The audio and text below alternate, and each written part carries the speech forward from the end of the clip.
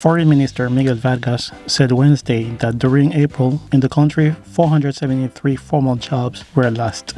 Customs revenues decreased by 39%, and exports declined by 27% as a result of the COVID-19 pandemic. The impact of the pandemic for the Dominican tourism industry, which directly represents 8% of GDP, is incalculable.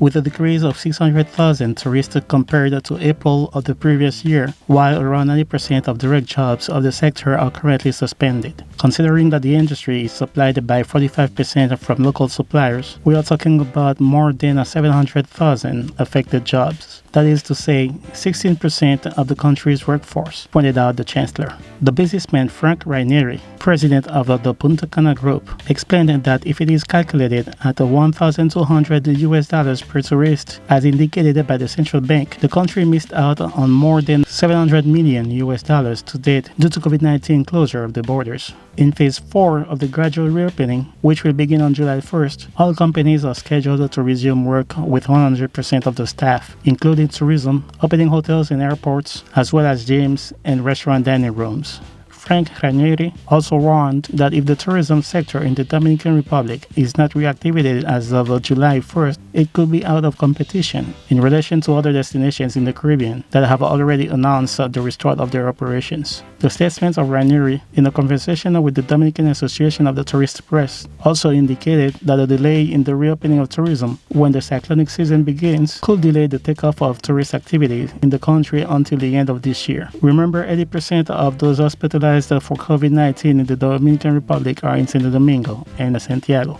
Airlines will allow only luggage that fits under the seats in the cabin. Among the rules is that passengers may not use the cabin to store or carry any baggage more than that fits under the front seat.